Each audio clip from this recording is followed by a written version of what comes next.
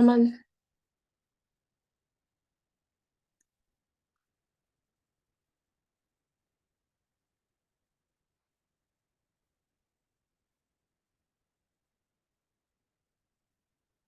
Baik, bismillahirrahmanirrahim. Kami dari kelompok 7, di sini kami akan memaparkan hasil diskusi kami mengenai kekerasan pada remaja di tingkat rukun warga atau RW.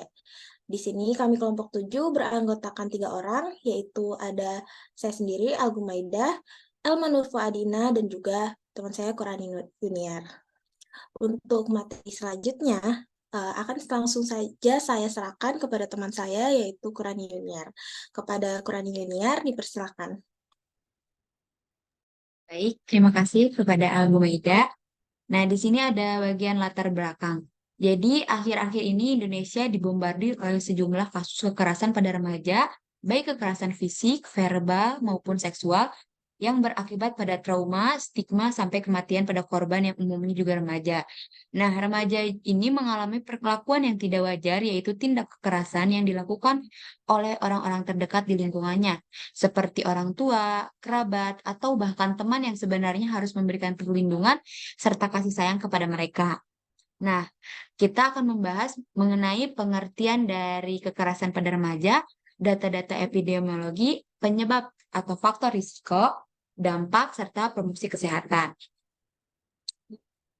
Nah, pada pengertian kekerasan ini, kekerasan bisa dibilang tindakan atau perlakuan yang dilakukan seseorang yang dapat menimbulkan sakit, penderitaan seperti kekerasan fisik, kekerasan emosional atau psikologis, serta kekerasan seksual dan penelantaran. Menurut Peter CG tahun 2004 dalam Matoinis dan Rizky tahun 2021.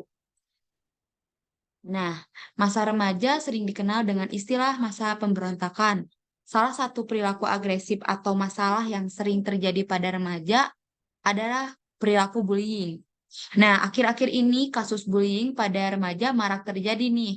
Bullying merupakan tindakan negatif yang sering diterima anak baik pada aspek emosional, verbal, maupun fisik. Nah, di sini ada 4 jenis kekerasan. Yang pertama ada kekerasan fisik, kekerasan verbal, kekerasan psikis, serta kekerasan seksual. Nah, selanjutnya data-data akan diperjelas oleh rekan saya kepada Al Bumaida, dipersilahkan. Jadi selanjutnya saya akan memaparkan mengenai data-data epidemiologi yang terjadi di Indonesia. Nah, dari data yang dikumpulkan oleh Kementerian Pemberdayaan Perempuan dan juga Perlindungan Anak atau Kemen P3A menunjukkan bahwa dari tanggal 1 Januari hingga 27 Desember 2023 itu tercatat ada 19.593 kasus kekerasan di seluruh Indonesia. Lalu kebanyakan korban kekerasan di Indonesia itu paling banyak berasal dari kelompok usia 13 sampai 17 tahun. Bisa dilihat dari diagram yang ada di layar. Nah, yang di mana itu tuh merupakan usia remaja dengan 7.451 korban atau sekitar 38% dari total korban kekerasan selama periode yang saya sebutkan tadi.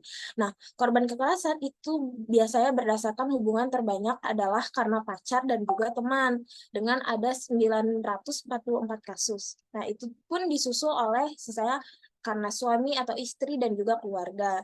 Korban-korban ini pun didominasi oleh kebanyakannya itu perempuan. Nah, Kemen PPPA juga menemukan jenis kekerasan yang paling banyak dialami oleh korban yaitu berupa kekerasan seksual, diikuti oleh kekerasan fisik dan juga kekerasan psikis. Nah, selain dari kasus di Indonesia, di sini juga ada laporan dari UNICEF atau dunia. Nah, itu tuh mencatat dari tahun 2018 ada lebih dari 21% anak remaja di Indonesia itu atau sekitar 18 juta dari tahun 2008 hingga tahun 2018 itu melaporkan mengalami perundungan atau bullying. Sementara itu 25% itu melaporkan pernah terlibat dalam pertengkaran secara fisik dengan angka yang lebih tinggi yaitu 36% pada anak laki-laki dan juga 13% pada anak perempuan. Ini bila terlibat kekerasan fisik. Nah, perundungan ini juga bisa berefek buruk pada korban maupun pelaku, baik itu secara jangka pendek maupun jangka panjang. Selanjutnya, Saya serahkan kepada teman saya. Baik, di sini ada penyebab ataupun faktor risiko yang terjadi mengenai kekerasan pada remaja. Nah, yang pertama itu adanya faktor orang tua. Nah, maksudnya itu karena adanya berbagai masalah fisik dan psikologi pada orang tua atau keluarga, seperti orang tua itu kesulitan mencari pekerjaan, pendapatan yang rendah, kemiskinan, riwayat depresi, dan juga masalah kesehatan mental seperti ansietas dan juga skizofrenia. Nah, riwayat penggunaan zat atau obat-obatan terlarang atau nafza juga dan alkohol seringkali membuat orang tua menimbulkan uh, menjadi penyebab atau faktor risiko kekerasan terhadap anak. Nah, ada juga kekurangan pengetahuan dan kepedulian terhadap anak, juga riwayat child abuse dalam keluarga. Nah, yang kedua itu adanya faktornya kepedulian atau awareness pada partisipan masyarakat dan dalam dan juga melaporkan terjadinya perilaku kekerasan pada anak remaja di lingkungannya. Yang ketiga itu adanya faktor budaya. Nah, anak dipandang sebagai target untuk memenuhi ambisi orang tua. Terkadang ekspektasi orang tua terhadap anak itu seringkali membuat anak depresi, dan ketika anak tidak dapat memenuhinya, maka anak akan diperlakukan dengan kekerasan. Nah, selain itu juga terdapat pula budaya di masyarakat bahwa penggunaan hukuman fisik terhadap anak itu merupakan suatu bentuk upaya yang dapat mendisiplinkan anak juga remaja.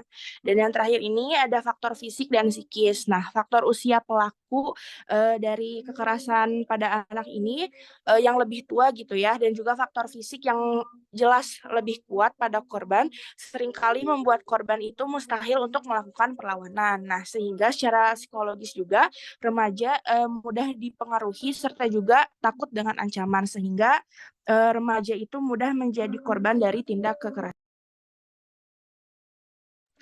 Next slide.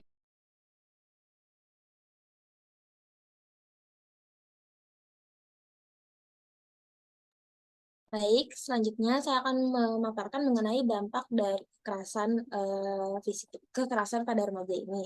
Nah, dampak negatif dari kekerasan pada remaja biasanya itu terjadi dari segi kesehatan fisik, psikologi, sosial, bahkan pun seksual. Nah, hal ini tuh telah banyak diteliti oleh peneliti. Nah, tidak hanya berkaitan dengan pergaulan antar jenis, biasanya seperti yang sudah teman saya katakan, kekerasan itu juga disebabkan oleh teman sebaya yang harusnya menjadi teman kita gitu. Nah, lalu peneliti pun menyimpulkan bahwa dampak dari kekerasan ini tuh sebagian besar itu sangat berdampak sekali terhadap kinerja akademis. Itu bisa menjadi buruk. Nah, kalau kita ambil garis besarnya, dampak dari kekerasan ini tuh terbagi menjadi dua, yaitu dampak masalah psikologis dan juga masalah kesehatan fisik. Misal dari psikologis ini, itu bisa menyebabkan harga diri yang rendah, perasaan depresi, kecemasan sosial, gangguan tidur, rendahnya efikasi diri, kesepian, keputusasaan, dan bahkan sampai menjadi ide untuk bunuh diri. Lalu selanjutnya untuk dampak dari kesehatan fisik. Nah, masalah kesehatan fisik anak-anak ini bisa menimbulkan gejala psikosomatik. Nah, gejala psikosomatik itu apa sih? Gejala psikosomatik itu adalah suatu kondisi atau gangguan ketika pikiran itu mempengaruhi tubuh hingga memicu munculnya keluhan fisik seperti sakit kepala, kelelahan, sakit perut, dan juga pusing.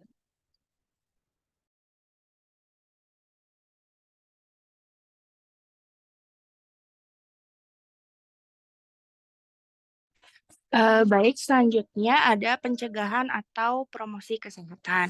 Nah, yang pertama itu ada pencegahan primer. Nah, metode atau pendekatan ini lebih ditujukan kepada seluruh anggota masyarakat dan dilakukan sebelum perlakuan salah dan penelantaran anak serta remaja terjadi. Nah, cara-cara efektif untuk melaksanakan metode ini itu dapat dimulai pada tingkat awal melalui lembaga sekolah. Karena setiap anak didik dalam suatu sistem pendidikan pasti akan dibubuhi pengetahuan tentang bagaimana menghargai sesamanya, menumbuhkan kasih sayang, dan juga kepedulian yang tinggi. Nah, yang kedua itu ada pencegahan sekunder. Nah, sasaran atau metode prevensi sekunder ini adalah individu-individu yang diperkirakan sangat mungkin memiliki kesulitan menjadi orang tua yang baik. Nah, karenanya sangat membutuhkan pelayanan. Beberapa fungsi keluarga yang diharapkan dapat meningkatkan ketahanan keluarga, yakni seperti ketakwaan beragama, menanamkan cinta kasih, penghayatan reproduksi, pengayoman dan memberikan rasa damai, aman dan bahagia, memberi pendidikan dan tempat sosialisasi, serta tempat yang aman dalam mendukung pemenuhan kebutuhan ekonomi anggota keluarga. Nah, yang terakhir ini ada pencegahan tersier, yakni bentuk prevensi ini dikategorikan sama dengan treatment atau ditujukan kepada orang tua yang bersangkutan dalam upaya mencegah terulang kembalinya perbuatan tindak kekerasan terhadap remaja ini. Nah, program pembinaan pada tingkat ini itu dapat dilakukan melalui psikoterapi individu, terapi kelompok untuk para orang tua, terapi pola bermain bagi anak-anak, kunjungan kesehatan, pendidikan bagi ibu rumah tangga, bantuan kepada anak-anak yang menjalani kritis, fasilitas hunian, dan juga sebagainya. Next slide.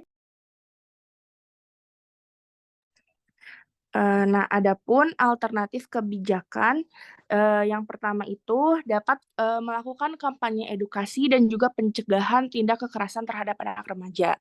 Nah, yang kedua ini kebijakan pembentukan satuan tugas atau satgas perlindungan terhadap anak dan remaja.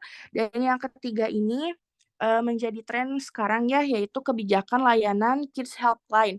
Nah, jadi ini tuh merupakan penyediaan layanan telepon atau website untuk menerima pengaduan dari anak ataupun anggota masyarakat bila terdapat indikasi terjadinya tindak kekerasan pada anak dan remaja. Nah, selain itu juga layanan ini menyediakan konselor untuk melayani konseling kepada anak yang mengalami masalah kekerasan atau bullying.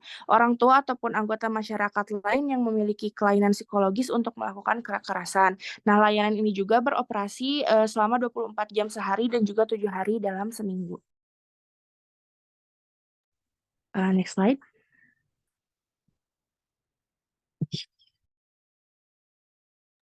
Nah, adapun fungsi pencegahan dari yang tadi sudah saya jelaskan, yang pertama itu mencegah timbulnya masalah-masalah kekerasan pada remaja. Yang kedua, mencegah berkembang atau meluasnya permasalahan kekerasan terhadap remaja dalam kehidupan masyarakat. Dan yang ketiga adalah mencegah timbulnya atau kambuhnya kembali permasalahan kekerasan terhadap remaja.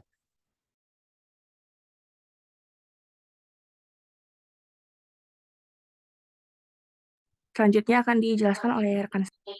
Ya, baik, terima kasih. Nah, selain faktor pencegahan, ada peran perawat dalam menangani pencegahan kasus kekerasan pada remaja ini.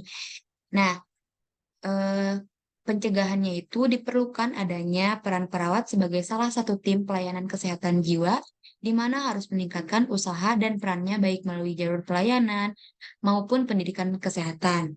Nah, ada beberapa penelitian bahwa peran perawat ini sangat penting sebagai yang pertama, perawat memberikan informasi atau pendidikan kesehatan.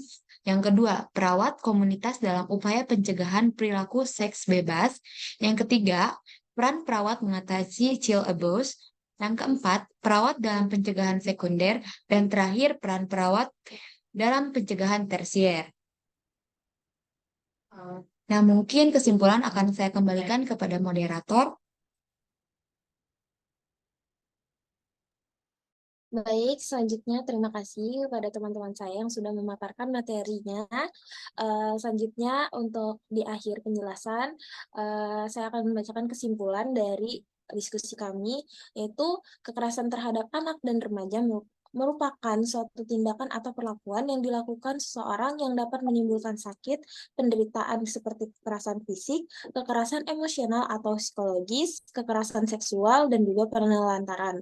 Nah, peran perawat dalam menangani child abuse ini adalah sebagai edukator, konselor, dan juga caregiver, komunikator, dan juga memberikan promosi kesehatan.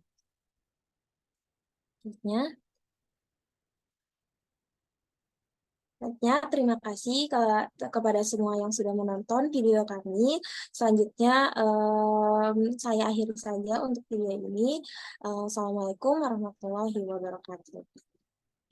Waalaikumsalam warahmatullahi wabarakatuh.